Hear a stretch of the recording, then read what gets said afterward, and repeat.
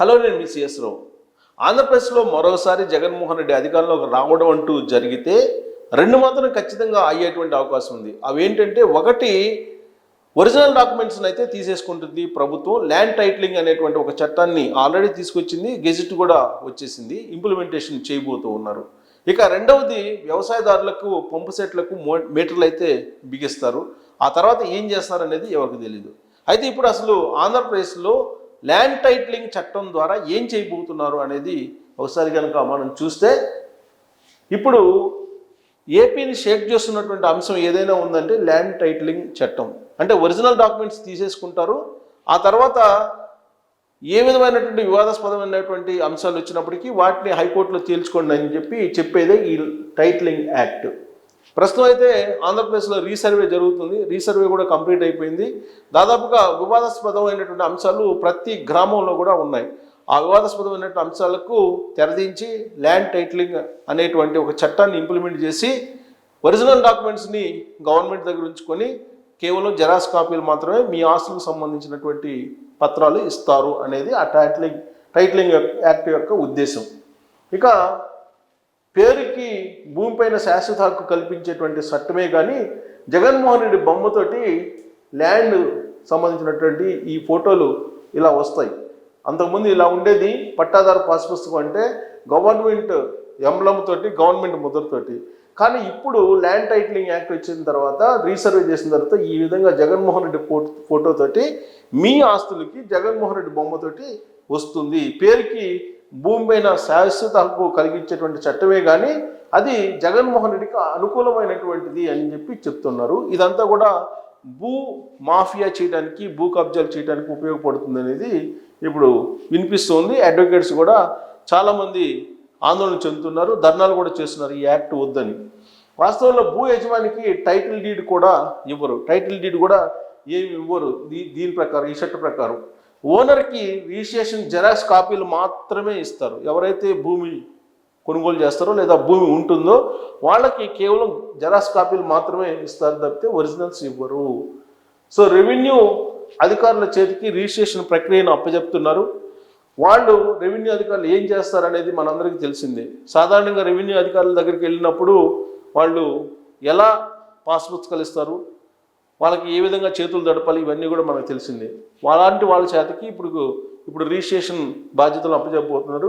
భూమిపై హక్కు నిరూపించుకోవాల్సినటువంటి బాధ్యత యజమానిది. ఒకవేళ ఏదైనా వివాదం వస్తే భూమిపైన హక్కు నిరూపించుకోవాల్సిందే యజమానిది, ప్రభుత్వాన్ని కాదన్నట్టుగా ఈ చట్టం ఉంది. భూ వివాదాలపై కోర్టుకు వెళ్లకుండా జగన్ సర్కార్ నిబంధన పెట్టింది. ఆ ప్రభుత్వం హ్యాండ్ ఓవర్ చేసుకుంది. వివాదాలకు పరిష్కారం ప్రభుత్వమే ఇచ్చేలాగా. ఎలాంటి వివాదాలు ఉన్నా టైటిల్ రిజిస్ట్రేషన్ ఆఫీసర్ దగ్గరికి వెళ్ళాలి. టైటిల్ రిజిస్ట్రేషన్ ఆఫీసర్, టీఆర్ఓ అంటారు ఆయన్ని, టీఆర్ఓ దగ్గరికి వెళ్తే పరిష్కారం వస్తుంది. ఆ టీఆర్ఓ ఎవరు నియమిస్తుందంటే ప్రభుత్వం నిర్మిస్తుంది. రాష్ట్ర స్థాయి ట్రిబ్యునల్కు వెళ్ళాకే హైకోర్టును ఆశ్రయించాలి. ఫస్ట్ రాష్ట్ర స్థాయి ట్రిబ్యునల్కి వెళ్ళాలి. ట్రిబ్యునల్కి వెళ్ళిన తర్వాత అప్పుడు హైకోర్టుకు వెళ్ళాలి ఒకవేళ వివాదం ఏదైనా ఉంటే కనుక. అధికారులు అక్రమార్కులు కుమ్మక్కైతే ఎవరి భూమి అయినా సరే గల్లంతు కావడానికి ఈ చట్టం మెరుగ్గా కనిపిస్తుంది. దీనికి ఉదాహరణ, ఒంటిమిట్ట నేతన్న సుబ్బారావు భూమి వైసీపీ నేత చేతికి వెళ్ళింది ఒంటిమిట్టలో. దానికి ఆయన భూమి, కానీ వైఎస్ఆర్ కాంగ్రెస్ పార్టీకి సంబంధించిన నేత దాన్ని కైవసం చేసుకున్నాడు. ఈ సంఘటనే ఒక ఉదాహరణగా చెప్పుకోవచ్చు.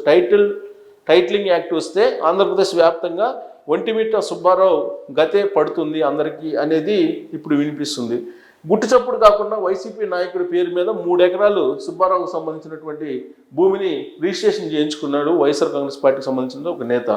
అధికారుల చుట్టూ సుబ్బారావు తిరిగాడు, అయినా కానీ ఫలితం లేకపోవడంతో ఆత్మహత్య చేసుకున్నాడు. జగన్ పాలనలో విచ్చలవిడిగా భూ కబ్జాలు, సెటిల్మెంట్లు జరుగుతూ ఉన్నాయి. అలాంటి ఆరోపణలు సర్వత్రా వినిపిస్తున్నాయి. ల్యాండ్ టైటిలింగ్ చట్టంతో భూ కబ్జాలకు ఇప్పటివరకు చేసుకున్నటువంటి వాటికి రాచ మార్గం ఏర్పడుతుంది. భూ కబ్జాలకి వాళ్ళ ఇష్టానుసారంగా టైటిలింగ్ యాక్ట్ తోటి మొత్తం అధికారికంగా చేసుకున్నట్టు అవకాశం ఉంది. సో అప్పుడు అధికారం ఉన్నోడిదే రాజ్యం అన్నట్టుగా ఉంటుంది.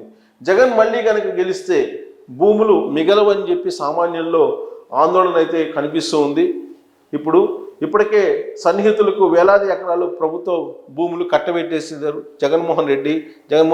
ప్రభుత్వంలో ఉండేటువంటి వాళ్ళు సన్నిహితులకి బినామీ పేర్లతోటి వేలాది ఎకరాలు కట్టబెట్టేశారు. ఒంగోలు సంబంధించినటువంటి ఎపిసోడే ఒక ఉదాహరణగా నిలుస్తుంది. అక్కడ మాజీ మంత్రి చేసినటువంటి వ్యవహారం అందరికీ తెలిసింది. అప్పుల కోసం ప్రభుత్వ భవనాలు స్థలాలు తనఖా పెట్టేశారు ఇప్పటికే జగన్మోహన్ రెడ్డి. ఇక రాబోయేటువంటి రోజుల్లో తనఖా పెట్టడానికి కూడా ఏమీ లేవు, కేవలం ప్రజల ఆస్తులు తప్ప. రెండోసారి జగన్ సీఎం అయితే ప్రజల ఆస్తులు అమ్మేస్తారు అనేటువంటి భయం అయితే ఆంధ్రప్రదేశ్ ప్రజలను వెంటాడుతోంది. సో జనం ల్యాండ్ జగన్ టైటిల్, ఇది రాబోయేటువంటి రోజుల్లో ఆంధ్రప్రదేశ్లో మిగిలేది. ఇప్పటికే జగన్మోహన్ రెడ్డికి సంబంధించినటువంటి ప్రభుత్వం ఇప్పుడు ల్యాండ్ టైటిలింగ్ యాక్ట్లను అమలు చేయబోతుంది. రీసర్వే పూర్తయిపోయింది. చాలా చోట్ల జగన్మోహన్ రెడ్డి బొమ్మతోటి పట్టాదారు పాస్ పుస్తకాలను ఇష్యూ చేయడం జరిగింది. వాటిని తీసుకెళ్ళి బ్యాంకులో రుణాలు అడిగితే ఆర్బీఐ చట్టాలు ఒప్పుకోవు, జగన్మోహన్ రెడ్డి బొమ్మ ఉన్నటువంటి పట్టాదారు పాస్ పుస్తకాలు చెల్లవు అని చెప్పి చాలా క్లియర్గా చెప్తూ ఉన్నాయి. ఆర్బీఐ నామ్స్ ప్రకారం ప్రభుత్వం యొక్క గుర్తుతోటి, ప్రభుత్వం యొక్క ఎంబ్లమ్ తోటి మాత్రమే ఉండాలని చెప్పి చెప్తూ ఉన్నాయి. కానీ ఇప్పుడు అసలు ఒరిజినల్ డాక్యుమెంట్లని జగన్మోహన్ రెడ్డి ప్రభుత్వం తీసుకునేటువంటి ప్రయత్నం చేస్తుంది. ఆంధ్రప్రదేశ్లో ఉండేటువంటి పట్టణాల్లో ఉండేటువంటి ఆస్తులు ఏవైతే ఉన్నాయో వాటన్నిటిని ఐడెంటిఫై చేయటం, వాటికి సంబంధించినటువంటి ఒరిజినల్ డాక్యుమెంట్లు తీసుకోవటం, గ్రామాల్లో ఉండేటువంటి పొలాలకు సంబంధించినటువంటి ఆస్తులు అలాగే భూములకు సంబంధించిన వివరాలు తీసుకొని వాటిని ప్రభుత్వం దగ్గర పెట్టుకోవటం ఒరిజినల్ డాక్యుమెంట్స్. మరి ఆ ఒరిజినల్ డాక్యుమెంట్స్ని తీసుకొని ఏం చేస్తారు అనేది అర్థం కావట్లేదు.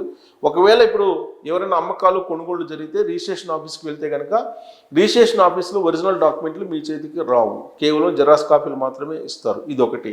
రెండు, టీఆర్ఓ ఎవరైతే ఉన్నారో ఆ టీఆర్ఓ నియమించబడేది ఆంధ్రప్రదేశ్ ప్రభుత్వం.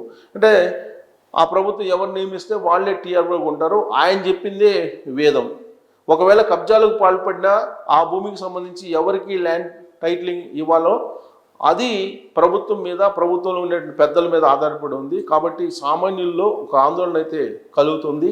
అసలు ల్యాండ్ టైటిలింగ్ చట్టము అనేది కేవలం కబ్జాలకి రాచమార్గంగా కనిపిస్తుంది అనేది ఇప్పుడు సామాన్య ప్రజల్లో కూడా ఆందోళన కలుగుతోంది. అందుకే జగన్మోహన్ రెడ్డి మళ్ళీ వస్తే మీ భూములు, మీ ఆస్తులు, మీ సంపద మీ చేతుల్లో ఉండదు అనేది చాలా క్లియర్గా ఈ టైటిలింగ్ యాక్ట్ ద్వారా అర్థమవుతుంది. ఇప్పటికే గెజెట్ కూడా ఇచ్చారు, అమల్లోకి వస్తోంది. ఇది 3 జిల్లాల్లో ఆల్రెడీ పంపు సెట్లకు మీటర్లు బిగించేశారు, వ్యవసాయ పంపు సెట్లకి. రాబోయే రోజుల్లో ఆంధ్రప్రదేశ్ వ్యాప్తంగా కూడా ఈ పంపు సెట్లకు మోటార్లు బిగించేటువంటి అవకాశం ఉంది. అలాగే భూములకు సంబంధించి ల్యాండ్ టైటిలింగ్ ద్వారా భూముల్ని స్వాధీనం చేసుకునే అవకాశం ఉంది. అంటే ఒరిజినల్ డాక్యుమెంట్లు తీసుకుంటే మీ చేతిలో అధికారం ఉంది కాబట్టి ఆ భూముల్ని తీసుకెళ్ళి జగన్మోహన్ రెడ్డి అప్పులు తీసుకొచ్చుకుంటాడు అనేటువంటి ఒక అపోహ అయితే ఇప్పుడు ఆంధ్రప్రదేశ్ ప్రజలను వెంటాడుతున్న పరిస్థితుల్లో జగన్మోహన్ రెడ్డిని మీరు వచ్చే ఎన్నికల్లో గెలిపిస్తారా, ఓడిస్తారా అనేది